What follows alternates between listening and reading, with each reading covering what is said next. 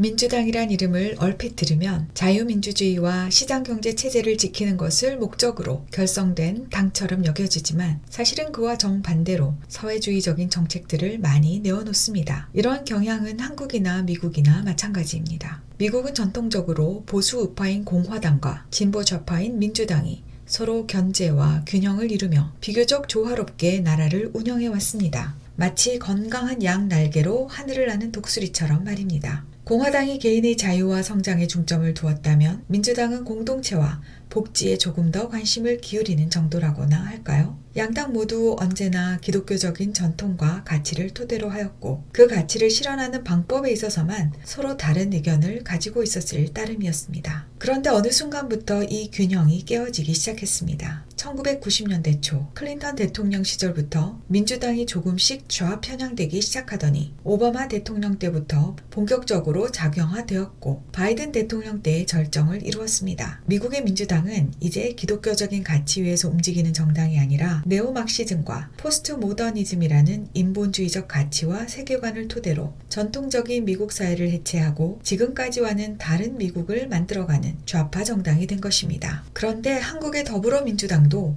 대한민국의 가치인 한미일 동맹, 전통적인 가족 보호, 성장 중심의 경제에서 친중 친북, 다양한 가족 인정, 분배 중심의 사회주의식 정책을 펼치고 있다는 점에서 더 이상 진보는 없고 완전히 좌파 정당으로 변해버린 미국의 민주당과 매우 닮아 있습니다. 몇 가지 예를 들어보겠습니다. 첫째, 미국의 좌파에게 1619 프로젝트가 있다면 한국의 좌파에게는 1919 프로젝트가 있습니다. 1619 프로젝트란 미국의 좌파들이 미국의 건국을 1776년 독립선언서를 선포했던 때가 아니라 미국 땅에 흑인 노예가 첫 발을 디딘 1619년이라고 주장하는 것입니다. 왜냐하면 좌파에게 자유민주주의 국가 미국은 백인종차별이라는 원죄를 가지고 있는 나라, 그래서 태어나서는 안 되었던 나라이므로 이런 미국은 해체하고 새로운 미국, 즉 흑인과 약자와 희생자의 권리를 되찾아주는 정의로운 미국으로 재탄생되어야 한다고 믿기 때문입니다.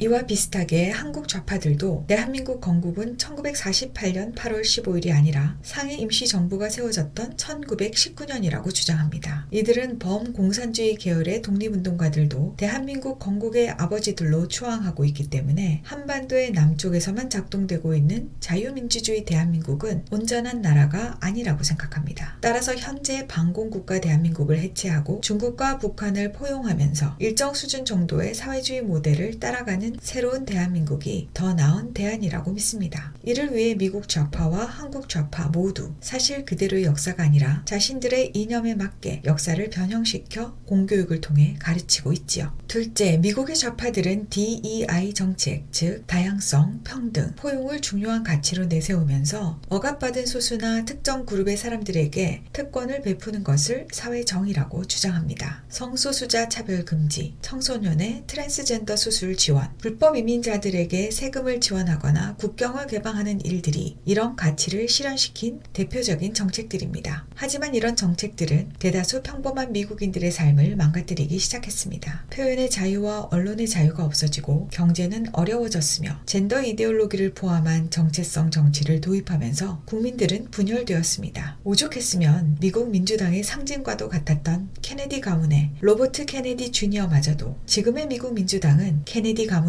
사랑하던 진보적인 민주당이 아니라 좌파 정당으로 변해버렸다며 탈당을 해버렸습니다. 한국의 좌파도 한국판 DEI 정책인 포괄적 차별금지법을 제정하려고 지속적으로 시도하고 있습니다. 성소수자 차별금지, 외국인과 난민 우대 정책 등 혐오와 차별금지라는 아름다운 이름으로 대다수 국민들의 자유를 억압하고 역차별을 심화시키는 정책을 도입하려는 것입니다. 이미 해외에서 이와 비슷한 법안들이 일으킨 수많은 문제들을 알고 있음에도 불구하고 말입니다. 마지막으로 에너지 정책에서도 미국과 한국의 좌파는 비슷한 양상을 보이고 있습니다. 미국의 좌파들도 소위 친환경 에너지 정책을 선호합니다. 그래서 천연가스 송유관 공사도 멈춰버리고 석유 시추도 못하도록 방해했습니다. 하지만 미국이 보유하고 있는 많은 에너지 자원을 하나도 사용하지 못하게 하고 태양광과 같은 제한적이고 비효율적인 에너지를 사용하도록 강요하다 보니 미국 국민들의 생필품 중 가장 중요한 휘발유 값이 없이 천정부지로 뛰면서 생활이 너무도 어려워져 버렸습니다. 한국 좌파들도 친환경 에너지 정책을 추진하겠다며 국가기관 산업인 원자력 에너지 생태계를 망가뜨리고 중국산 태양광 패널을 수입하여 대한민국의 온 산림과 들판을 파괴해 버렸습니다. 생태계를 보호한다는 명목으로 생태계를 더 심각하게 파괴해버렸고 국가 안보의 생명줄인 에너지 안보와 안정적인 경제 성장의 동력을 차단시켜버리고 만 것입니다. 지금은 다시 원자력 산업이 회복되고 있긴 하지만 지난 몇 년간 우리나라가 입은 손실은 너무도 심각했습니다. 이렇게 몇 가지만 살펴보아도 미국 좌파와 한국 좌파는 이름도 정책도 정말 쌍둥이처럼 닮아 있는 것 같습니다. 왜 그럴까요? 그 이유는 그들의 세계관이 같기 때문입니다. 겉으로 드러나는 양상은 조금씩 다르지만 미국과 한국의 민주당 모두 좌경화되면서 기독교적 세계관을 버리고 인본주의를 자신들의 토대로 삼고 있습니다. 절대적인 진리, 객관적인 법과 기준 같은 개념이 없는 포스트 모더니즘과 차별금지, 평등, 공유 등의 마르크스주의 세계관과 같은 인본주의 세계관이 현실에서 경제, 사회, 문화 정책이라는 열매로 나타나고 있는 것입니다. 이제 정당을 선택하는 일은 단순히 한두 가지 정책의 이익 유무만을 따지는 것이 아니라 그 정당이 토대로 하고 있는 세계관을 선택하는 일이 되었습니다. 참 복잡한 세상이 된 것 같습니다.